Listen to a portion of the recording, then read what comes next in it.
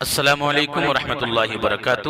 جیسا کہ آپ نے پچھلی ویڈیو میں دیکھا تھا، پچھلی والی ویڈیو جو تھی اس میں دیکھا تھا کہ سیرت ابراہیم علیہ السلام۔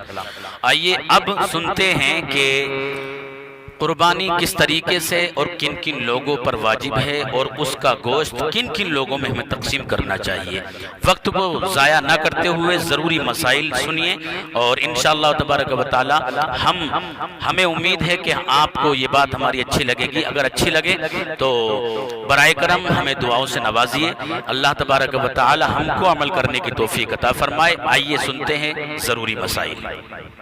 زمین آسمان چاند تاروں میں تو عزیزان قدر، اللہ تبارک و تعالی نے امت محمدیہ پر یہ قربانی واجب فرما دی ہے، تو جو صاحب نصاب ہے وہ قربانی ضرور کریں۔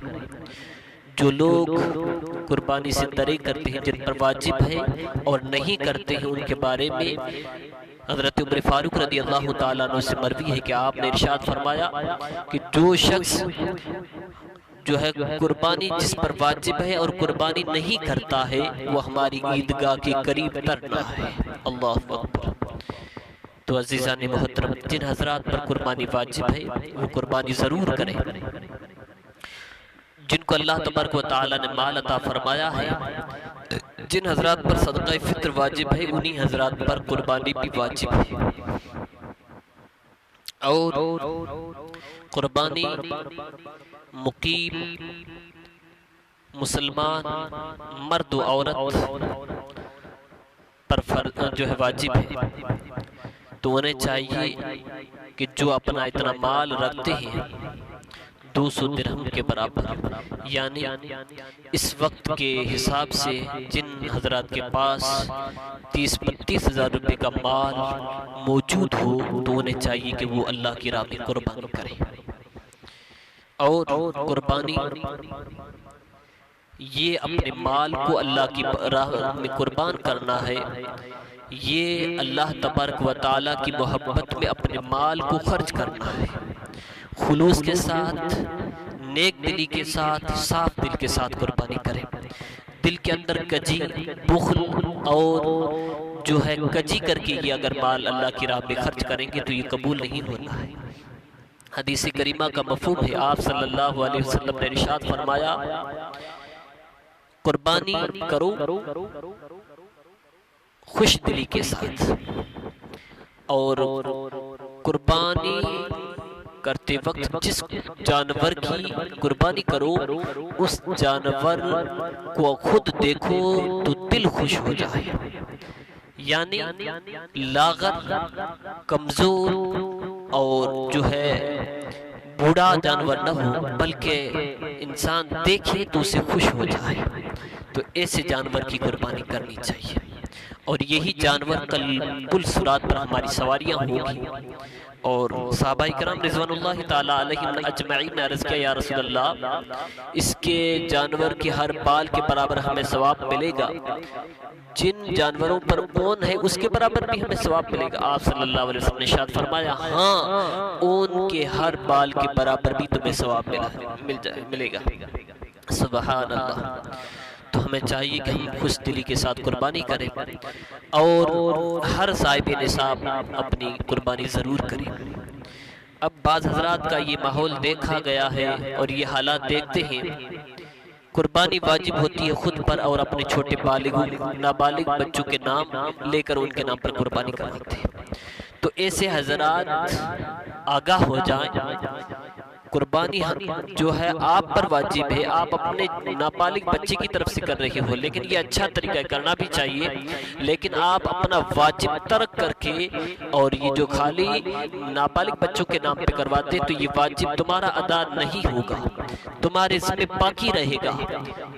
تو عزیزان قدر، اپنے جو ہے نابالغ بچوں کی بھی کریں، لیکن پہلے خود کے نام پر کریں، یعنی آپ پر واجب ہے تو آپ اپنی قربانی کریں۔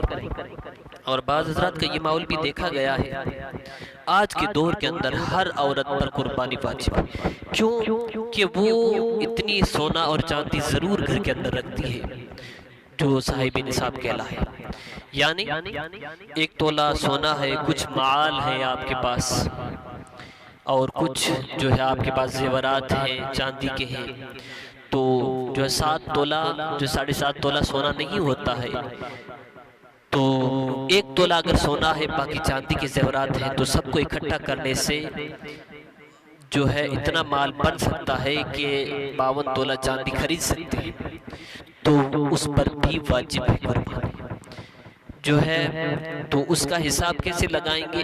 اس کا حساب جیسے تھوڑا چاندی ہے، تھوڑا سونا ہے اور تھوڑا دوسرا بھی مال ہے، تو اس کا حساب لگا کر پھر قربانی ادا فرمائیں۔ رہی بات اکثر و بیشتر ہمارے گھروں کے اندر اپنے جو ہے مہر کا جو پیسہ ہوتا ہے یا جو مال جو زیورات ہوتے ہیں ان کی بھی قربانی عورتوں پر واجب ہوتی ہے۔ وہ اگر شوہر کرنا چاہتا ہے اجازت کے ساتھ تو تمہاری قربانی ادا ہو جائے گی، اگر جو ہے شوہر نے اجازت کے بغیر بیوی کو بتائے بغیر بیوی کی طرف سے قربانی کر دی تو یہ ادا نہیں ہوگی۔ کیوں کہ لہٰذا آپ کا جو ہے عورت اجازت دے تو ہی آپ قربانی کر سکتے ہیں۔ دوسری بات یہ ہے کہ مہر کا جو پیسہ ہوتا ہے وہ اس کی عورت ہی کی ملکیت ہے، اس میں جو ہے دوسرے کسی کا حق نہیں ہو سکتا، وہ اس کا ذاتی مال ہے، تو اس عورت پر لازم ہے کہ زیورات ہیں تو ان زیورات کا حساب لگا کر اپنی قربانی ادا فرمائیں۔ اگر آپ کے پاس صرف زیورات ہیں، پیسہ نہیں ہے، تو آپ ادھار لے کر پیسے قربانی ضرور کرائیں، اور پھر جو ہے ادھار جو پیسے لیے وہ بھی ادا کریں، یا پھر اپنا چھوٹا زیور کوئی بیچ لے، اتنا جو ہے بیچ کر اس کی قربانی ادا فرمائیں۔ پھر رہی بات قربانی جو ہے بہترین قربانی کیا ہے؟ اپنے خوش دلی کے ساتھ خود جو جانور دیکھے تو دل خوش ہو جائے، دل لبا ہو جائے، تو اس جانور کی قربانی کرنی چاہیے۔ پھر جو ہے بعض حضرات میں یہ دیکھا گیا ہے کہ جو ضروریات کے علاوہ جیسے سامان ہیں، جیسے کرائے پر گاڑیاں چلتی ہیں یا کرائے پر مکان ہے یا دوسرے جو ہے ایسی جو چیزیں کرائے پر دی ہوئی ہیں، جیسے دکان ہے، دکان کرائے پر دی ہوئی ہے، تو ان چیزوں پر بھی جو ہے قربانی واجب ہوتی ہے۔ وہ اس لحاظ سے ہوگی کہ اس سے جو مال تجارت حاصل ہوتا ہے اس کا حساب لگایا جائے، حساب لگانے پر اس کی قربانی واجب ہو جائے گی۔ اب رہی بات کہ قربانی کے دنوں کے اندر آپ جو ہے امیر ہیں اور کچھ دنوں کے بعد آپ پھر فقر و فاقہ کے اندر آ گئے، یعنی مال کی کمی ہو گئی آپ کے پاس، تو قربانی کے دنوں میں آپ کے پاس مال کی وسعت ہے تو قربانی کرنا آپ پر واجب ہوگا، اور چاہے ادھار ہی لے کر کرنا ضروری ہوگی۔ اور پھر یہ بات ہے اگر مسافر ہے تو مسافر پر قربانی نہیں ہے، وہ ایک الگ بات ہے کہ اس کے گھر والے کرنا چاہیں تو کر سکتے ہیں، اس سے ثواب تو مل ہی جائے گا، لیکن واجب نہیں ہوتی ہے مسافر پر۔ مقیم پر قربانی واجب ہے، یعنی جو ہے مسافر نہ ہو اس پر قربانی واجب ہوتی ہے۔ چھوٹے نابالغ بچے اور بچیاں اور جیسے جو ہے نابالغ اپنے بچے ہیں ان پر قربانی واجب نہیں ہوتی، ہاں لہٰذا اگر بچے اتنا مال رکھتے ہیں تو ان پر بھی واجب ہوگی۔ دوسری بات یہ کہ بعض حضرات ایسے کرتے ہیں کہ ناخن بال وغیرہ کاٹنا گناہ سمجھتے ہیں، جبکہ یہ گناہ نہیں ہے، بلکہ جو ہے مستحب طریقہ یہ ہے کہ اگر آپ نہ کاٹیں تو بہتر ہوگا۔ حضور صلی اللہ علیہ وسلم نے ارشاد فرمایا کہ غریبوں کی قربانی، صحابہ نے عرض کیا یا رسول اللہ غریبوں کی قربانی کیا ہے؟ تو آپ نے فرمایا جو 1 ذی الحجہ سے لے کر 10 ذی الحجہ تک اپنے بال، ناخن اور جو ہے خارج چمڑی جو مطلب مردار چمڑی نہ کٹوائے تو ان غریبوں کے لیے یہ قربانی کا ثواب ہے۔ اگر آپ کٹوا لیتے تو کوئی گناہ نہیں ہے، نہ جو ہے مستحب بہتر طریقہ یہی ہے کہ نہ کٹوائیں۔ اور پھر جو ہے اللہ تبارک و تعالیٰ کی راہ میں مال خرچ کرنا ہے تو مال کے اندر کجی اور دل کے اندر بخل جیسی بیماریاں لائیں گے تو یہ ہمارے اعمال کی قبولیت کی دلیل نہیں ہے۔ پھر رہی بات یہ کہ جو ہے قربانی کی، پھر اس کا گوشت ہے اس کو غربا مساکین فقراء میں جو ہے بانٹ دیا جائے۔